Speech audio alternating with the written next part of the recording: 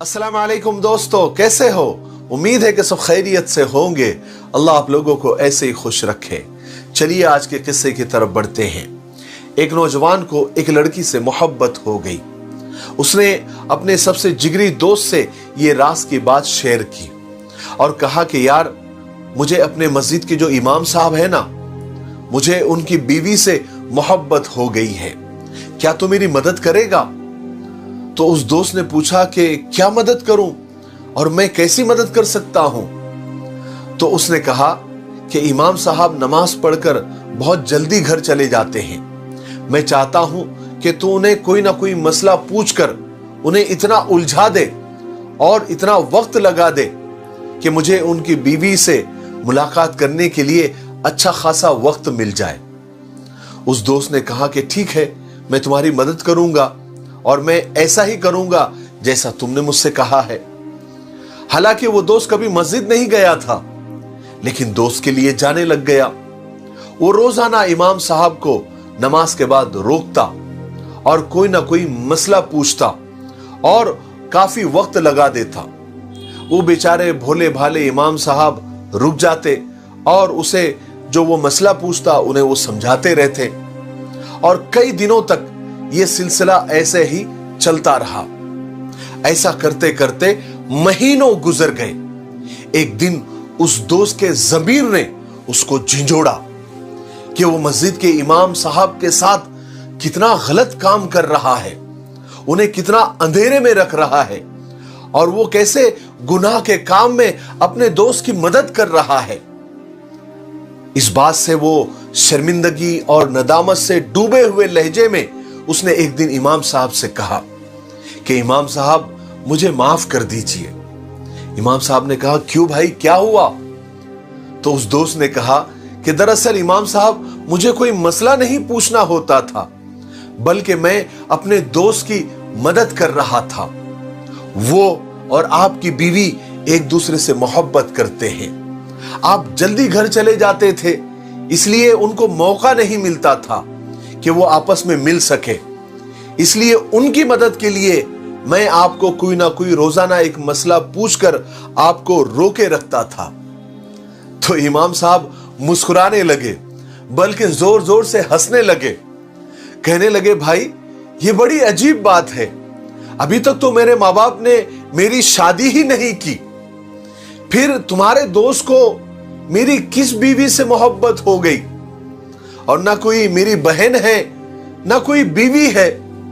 फिर इमाम साहब ने कहा, याद रखो, अल्लाह तबारक व तआला का कुरान पाक में साफ साफ ऐलान है और अल्लाह ताला ने वादा किया है कि हम नेक मर्दों के लिए नेक औरतों का ही इंतखाब करते हैं, नेक मर्दों के लिए नेक बीवियां ही चुनते हैं और खबीस मर्दों के लिए और बदकिरदार मर्दों के लिए बदकिरदार और खबीस औरतों को ही चुनते हैं। मेरा परवरदिगार मुझे ऐसी बीवी और ऐसी औरत कैसे दे सकता है जो किसी और से मोहब्बत करती है और किसी और से प्यार करती है? ऐसा कभी नहीं हो सकता। मेरा परवरदिगार, मेरा रब मेरे साथ ऐसा नहीं कर सकता। वो दोस्त तो सोच में पड़ गया, शौक में पड़ गया कि इमाम साहब की तो अभी तक शादी नहीं हुई, तो फिर मेरा दोस्त किसके घर पर और किसकी बीवी से मुलाकात करता है?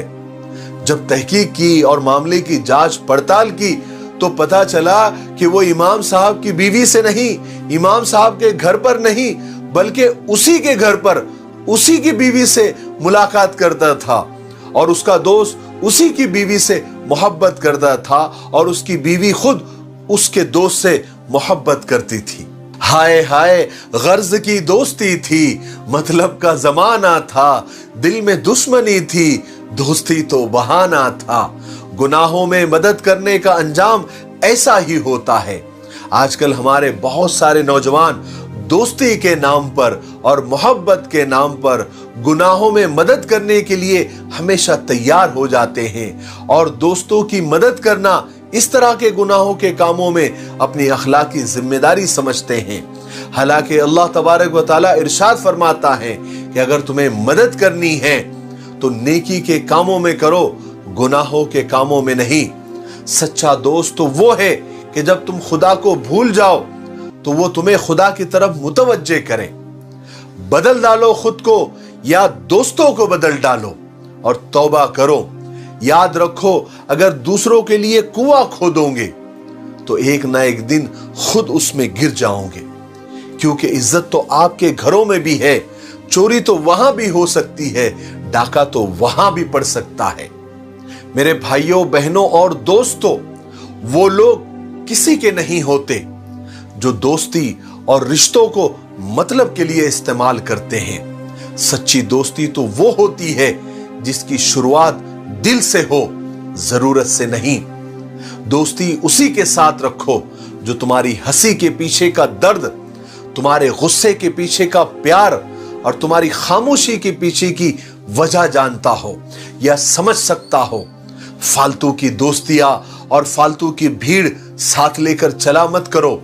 ये लोग तुम्हें सिर्फ नुकसान पहुंचा सकते हैं, तुम्हारी तरक्की में आड़ बन सकते हैं, इससे ज्यादा कुछ नहीं। दोस्त चेहरा देखकर नहीं, चाहत और अखलाक देखकर बनाओ। सफेद रंग में अगर वफा होती तो नमक भी जख्मों की दवा होती। और आखिर में दोस्ती पर एक आखिरी बात कहकर अपनी बात को खत्म करता हूं कि दोस्त घड़ी की सुइयों की तरह होने चाहिए। कोई छोटा, कोई बड़ा, कोई स्लो, कोई फास्ट, लेकिन जब किसी एक के 12 बज रहे हो तो सब एक साथ होने चाहिए। इसी को दोस्ती कहते हैं। मुझे उम्मीद है कि आज के किस्से से और आज की इस कहानी से हमको बहुत कुछ सीखने को मिला होगा। मेरे लिए, पूरी उम्मत के लिए और पूरी इंसानियत के लिए खैर और भलाई की दुआ करते रहे। अस्सलामु अलैकुम व रहमतुल्लाहि व बरकातुहू।